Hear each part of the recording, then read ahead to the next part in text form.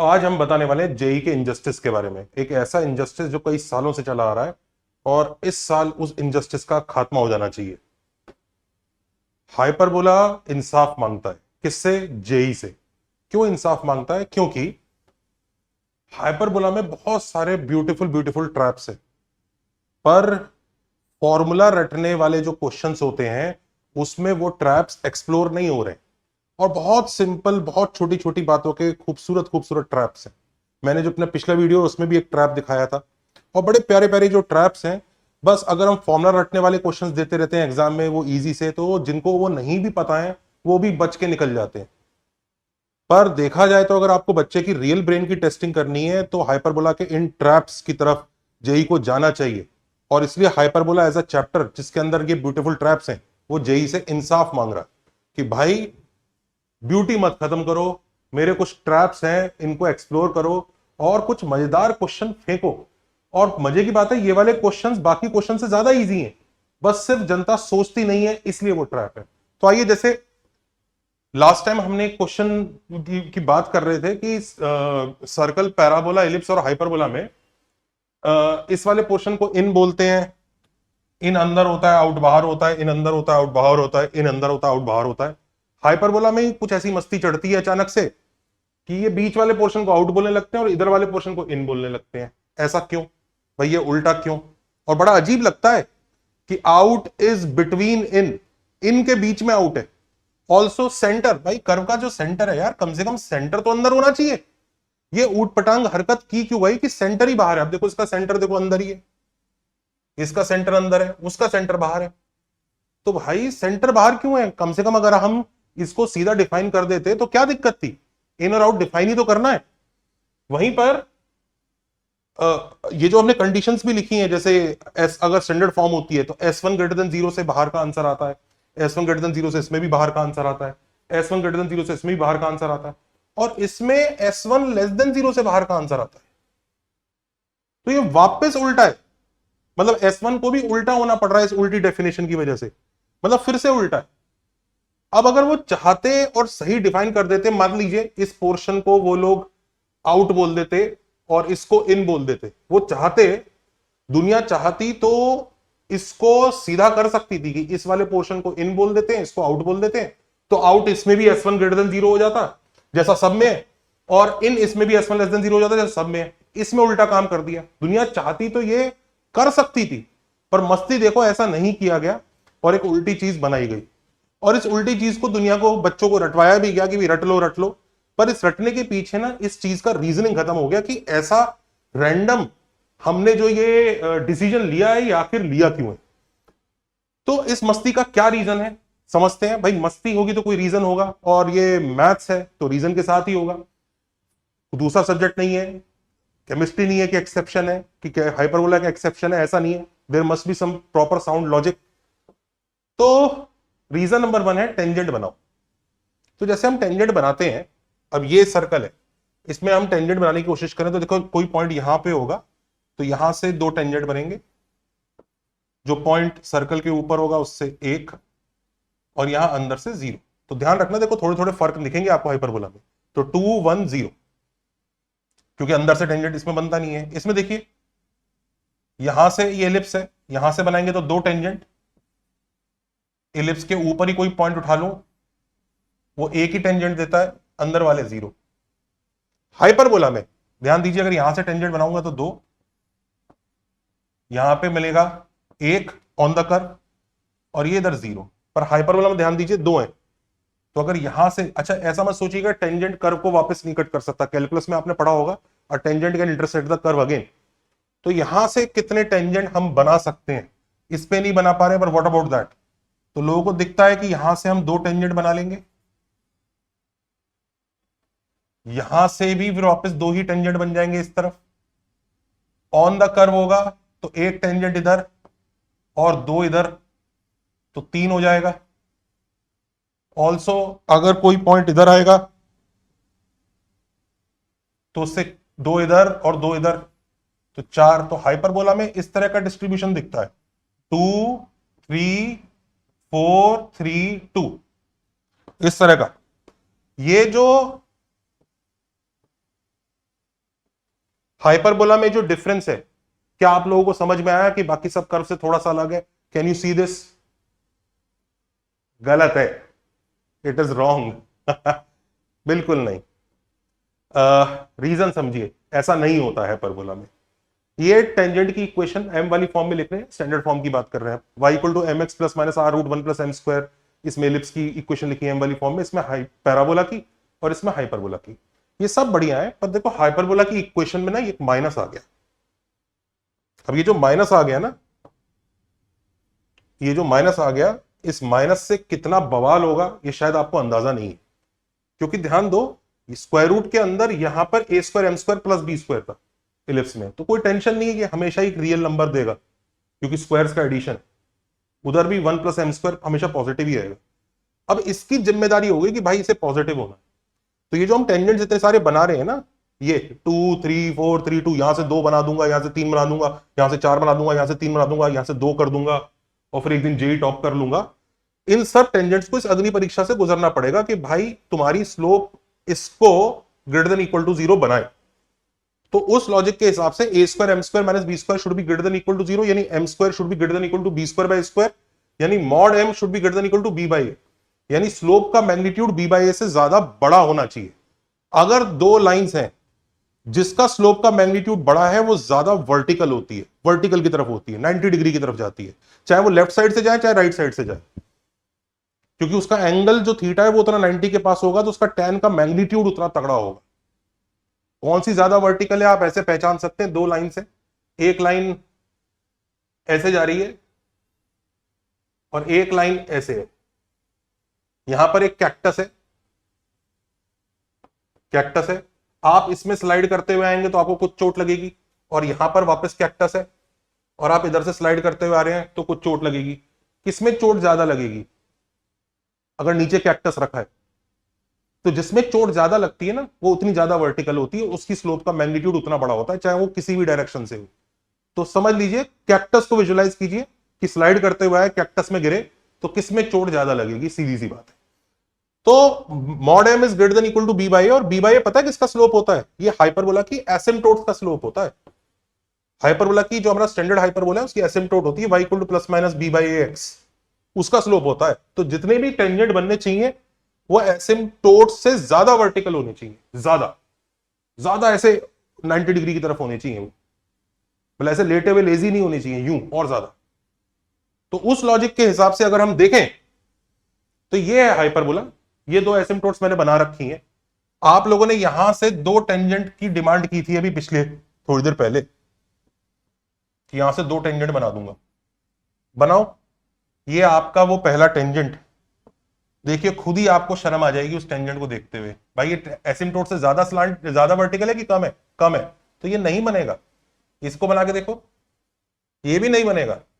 ये सिर्फ आपका दृष्टि भ्रम है कि ऐसा टेंजेंट बन जाएगा, नहीं बनेगा। ये दो पैराबोला नहीं है, पैराबोला में जरूर बन जाते हैं इधर से टेंजेंट, ये दो पैराबोले नहीं है। दो पैराबोला जोड़, वो केमिस्ट्री वाले बोलते हैं दो पैराबोला चिपका दो तो हाइपरबोला बन जाता है। दो पैराबोला चिपका के कभी हाइपरबोला नहीं बनता, वो पेयर ऑफ पैराबोलास होगा, it will be a 4 degree equation. ये हाइपरबोला है, दोनों की शेप में जमीन आसमान का फर्क है। पैराबोला की शेप अगर ऐसी होती है, हाइपरबोला की ऑलमोस्ट स्ट्रेट लाइन जैसी होती है, और फिर कर्व होके ऐसा आ जाता है।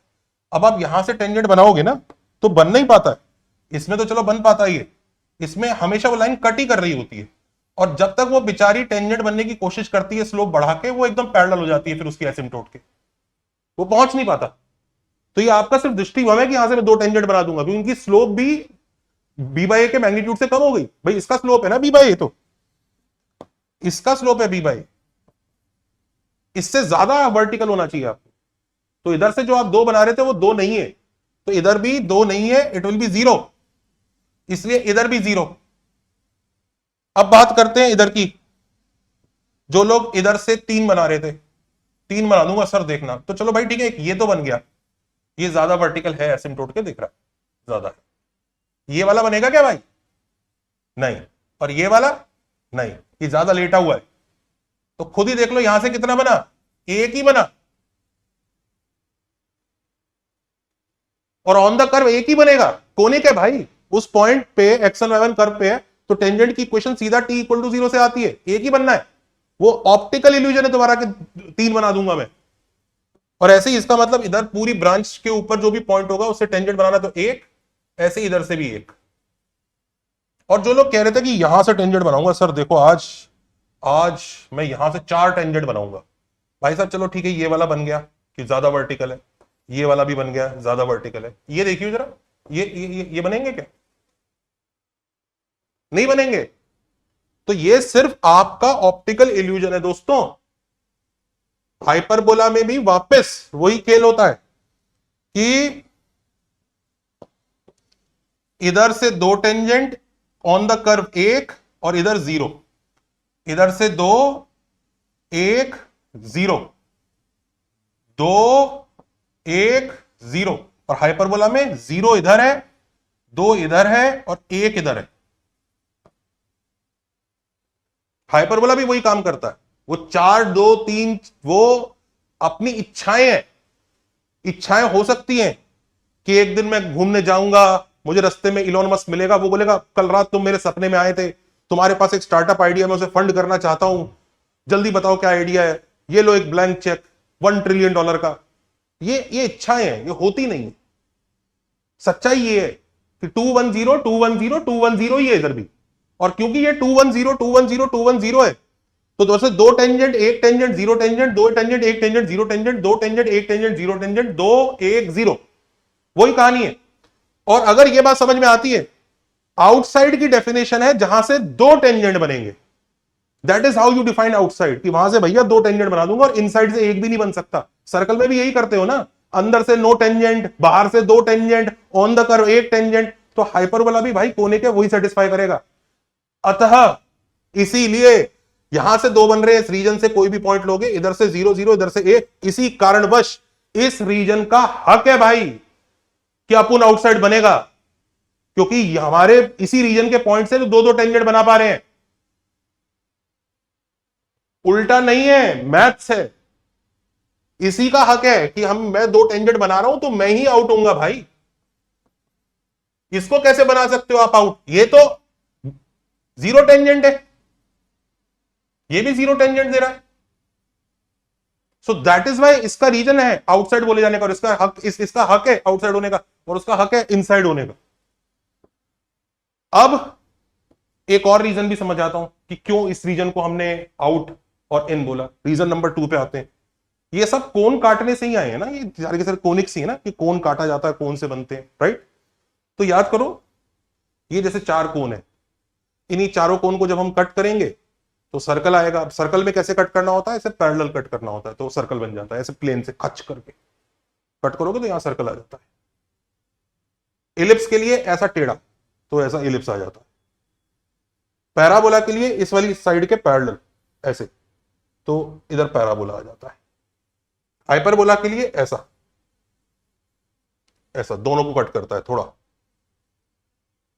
ये प्लेन इसके पैरेलल होगा, इसमें ये थोड़ा नीचे की तरफ झुका रहेगा, इसमें थोड़ा ज्यादा वर्टिकल रहेगा, तो दोनों को कट कर जाएगा। अब खुद ही बताओ कि अगर ये रीजन है, ये बताओ कौन सा, ये प्लेन का कौन सा रीजन, प्लेन का कौन सा रीजन, खुद बताओ। ये प्लेन है ना तुम्हारा, ये प्लेन बना है, ये प्लेन ने ब्लेड ने कट किया है, तो ये बताओ प्लेन का कौन सा रीजन तुम्हारे कोन के अंदर है? यही रीजन है ना जो कोन के अंदर है। ये प्लेन आया तुम्हारा, प्लेन का कौन सा रीजन कोन के अंदर है? यही है ना। प्लेन का कौन सा रीजन कोन के अंदर है? यही है ना भाई। प्लेन का कौन सा रीजन कोन के अंदर है? यही है ना। तो जो रीजन कोन के अंदर है भाई, उसी को तो इनसाइड बोलोगे। तो कोन के हिसाब से ही देख लो। कनकेविटी वगैरह में जाने, कई लोग बोलते हैं कनकेविटी से डिफाइन होता है, ये होता है, कनकेविटी वगैरह यार, उसमें भी 10 पंगे हैं, मैं बताऊंगा बाद में। तो कौन से देख लो, कौन सा रीजन कौन के अंदर है उस प्लेन का, वही इन है। जो बाहर है वो बाहर है। तो it is very elementary, very easy. तो भाइयों ये आउट है और ये इन है। अब ये डेफिनेशन के बाद पता किया गया कि भाई अब S1 से क्या होगा, S1 की वैल्यू कैसे निकलेगी, पॉजिटिव होगी कि नेगेटिव होगी। तो यहीं पर पता लगा कि देखो सेंटर कर्व के अंदर होना जरूरी नहीं, ये किसने कहा कि सेंटर कर्व के अंदर है? हमारी फीलिंग है ऐसे सेंटर कर्व के अंदर होगा, सेंटर कर्व के अंदर होगा। सेंटर क्यों कर्व के अंदर होगा भाई? और तो सेंटर जरूरी है ट्रायंगल के अंदर होता है, सेंटर क्यों कर्व के अंदर होगा? सेंटर इनफैक्ट इसका तो सेंटर भी नहीं होता पैराबोला का, फिर फोकस कर्व के अंदर होता है। और सर्कल में सेंटर को ही फोकस अगर बोलते हैं तो फोकस कर्व के अंदर, फोकस इज ऑलवेज इनसाइड। तो फोकस की हेल्प से डिटरमाइन कर लो कि भाई इनसाइड की जो साइन है वो क्या होगा। तो कर्व की इक्वेशन में फोकस को जब डाला तो हमें यहां के लिए S1 लेस देन 0 मिला, इसके लिए भी S1 लेस देन 0 मिला। तो इनसाइड की कंडीशन S1 लेस देन 0 होती चली गई, इसके लिए भी S1 लेस देन 0 मिला। और इसमें जैसे ही हमने फोकस को डाला, चाहे इसको डाल लो चाहे उसको डाल लो, आपको S1 ग्रेटर देन 0 मिला। वो हमने नहीं किया, वो मैथ्स ने किया। तो पता लगा कि अच्छा इनसाइड के लिए इधर S1 ग्रेटर देन 0 करना पड़ेगा और आउट के लिए S1 लेस देन 0। ये हम नहीं कह रहे, ये गणित कह रहा है, ये लॉजिक कह रहा है, ये मैथ्स कह रहा है, ये कन्वेंशन कह रहा है और ये कॉमन सेंस कह रहा है। तो आई थिंक सबको ये बात समझ में आई होगी।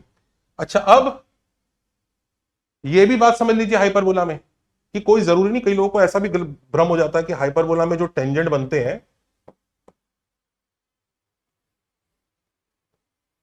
उसमें ऐसे दोनों ब्रांच पे ही बनते हैं। नहीं नहीं, सेम ब्रांच पे भी बन सकते हैं और ये हम कॉमन सेंस से ही फिगर आउट कर सकते हैं। देखो भाई, यहां से बनाते हैं, यहां से तो कोई बनेगा नहीं। अब यहां से बनाता हूं इस रीजन से, तो इसने दो टेंजेंट ऐसे बनाए, एक ये और एक ये, ठीक है। ये वाले तो दो बनेंगे नहीं। अब जैसे जैसे मैं इस कर्व को इधर लेके आऊंगा तो जब तक ये इधर रहेगा तब तक ये वाला टेंजेंट का अस्तित्व नहीं रहेगा, क्योंकि उसे एसिम्प्टोट से नीचे थोड़ा लेटना पड़ेगा। लेकिन जैसे ही एसिम्प्टोट क्रॉस कर जाएगा, ये यहां आ जाएगा, तो ये वाला ज्यादा वर्टिकल हो जाएगा, तो तब ये दोनों मिलेंगे। समझ रहे हो? पूरा एसिम्प्टोट से जब तक इधर है तब तक तो ये वाला बन नहीं पाएगा, तब तक उसको ये वाला और ये वाला ही बनाना पड़ेगा। लेकिन जैसे ही उसने एसिम्प्टोट क्रॉस करके वो इधर आया तो तुरंत ये वाला ज्यादा खड़ा हुआ हो जाएगा और ये वाला बन जाएगा। तो कहानी बहुत ही प्यारी है कि अगर हमें सेम ब्रांच पे बनाना है कि अपोजिट ब्रांच पे बनाना है, ये डिसाइड होता है एसिम्प्टोट्स की हेल्प से। जैसे ही एसिम्प्टोट्स हैं, ये हाइपरबोला है, यहां से नो टेंजेंट, यहां से no tangent. On the curve अगर हम बनाऊं तो भैया एक टेंजेंट आ जाएगा जो एक्सपेक्टेड था। इस रीजन से बनाऊं, इस रीजन से, तो इस रीजन से जो टेंजेंट आएंगे वो ये वाले आएंगे, क्योंकि ये ज्यादा वर्टिकल होंगे। तो इस रीजन में इस वाली ब्रांच से, और इस वाले रीजन से बनाओगे तो वो इस वाली ब्रांच पे बनेगा, तब ये वाले आएंगे, ये और ये। देखो ज्यादा वर्टिकल है। और ये वाला जो रीजन है, ये वाला, यहां से बनाओगे ना अगर, तो उसको एक इस ब्रांच पे और एक इस ब्रांच पे बनाना पड़ेगा। तो इसको समराइज भी कर सकते हैं बड़े आराम से। समराइज करें तो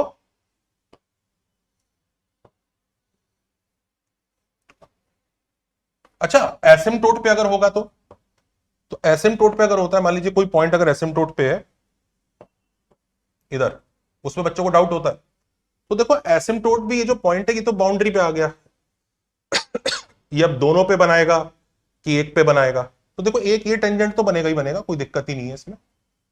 दूसरा टेंजेंट इस पे भी बनने की कोशिश करेगा और इस पे भी बनने की कोशिश करेगा, जो एसिम्प्टोट ही होगा। और एक्चुअली रियल टेंजेंट वो दोनों का ही नहीं होगा, पर वो दोनों पे बनने की कोशिश कर रहा है। तो नंबर ऑफ टेंजेंट अभी भी 2 ही रहेगा। एक इस वाली ब्रांच को मस्त टच करके जाएगा, दूसरा वाला इतना झूम जाएगा या इतना ज्यादा वो हो जाएगा कि वो दोनों के लालच में किसी को भी एक्चुअली टच नहीं कर पाएगा। इस तरह की चीज होती है। खैर, इसको समराइज कर देते हैं। समराइज ये है कि अगर ये एसिम्प्टोट है,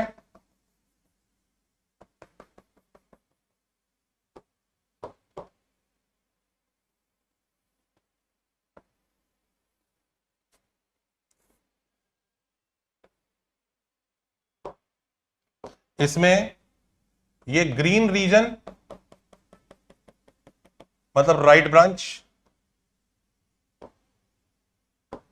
ब्लू रीजन मतलब लेफ्ट ब्रांच, दोनों टेंजेंट। व्हाइट रीजन मतलब नीचे की तरफ, अपोजिट पर, दोनों ब्रांचेस पे बनेंगे एक एक, इससे इधर और इससे इधर। और आपको होमवर्क है कि मुझे व्हाइट रीजन की, मुझे ग्रीन रीजन की डेफिनेशन लिख के दिखाइएगा, ब्लू रीजन की डेफिनेशन लिख के दिखाइएगा, और व्हाइट रीजन की डेफिनेशन लिख के दिखाइएगा। डेफिनेशन मतलब what is the condition that a point lies in these region, और ग्रीन यूनियन ब्लू की डेफिनेशन लिख के दिखाइएगा। What is the condition, hyperbola की मैं आपको इक्वेशन दे रहा हूं, ये हाइपरबोला है,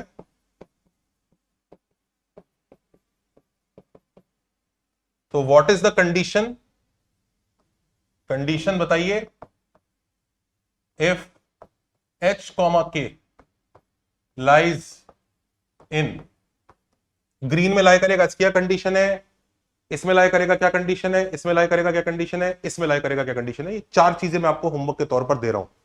आशा करता हूं आपको ये वाला लेक्चर पसंद आया होगा, मजा आया होगा। ऐसे ही लेक्चर्स के लिए लाइक, शेयर, सब्सक्राइब, और हमारा व्हाट्सएप ग्रुप ज्वाइन कर लीजिए जिसका डिस्क्रिप्शन में लिंक होगा। अगर आप हमारे बैचेस वगैरह के बाद जानना चाहते हैं और आपको मैथ्स इसी तबीयत और इसी शिद्दत से और इसी ब्यूटी से पढ़ने की इच्छा है, तो हमारे कोर्सेज आपके लिए बहुत बहुत बहुत उपयोगी साबित होंगे। अगर आपका क्लास 11th अच्छा नहीं गया है तो जरूर एक बार हमारे कोर्सेज को ट्राई करके देखिए। अगर आपका 11th 12th अच्छा भी गया है तो भी जो हमारा प्रैक्टिस बैच है उसमें जरूर आइए। उस प्रैक्टिस बैच में हम अच्छे क्वेश्चंस की प्रैक्टिस कराते हैं बच्चों को, और क्वेश्चंस को हम खुद सॉल्व करते हैं उनके सामने, तो उनको कैसे क्लिक होता है, कैसे सूझेगा किसी क्वेश्चन पे, वो सब चीजें आइडिया लगता है। तो फोन नंबर भी है नीचे, उस फोन नंबर पर कॉल कीजिए। मिलते हैं लेक्चर में। Take care, bye bye.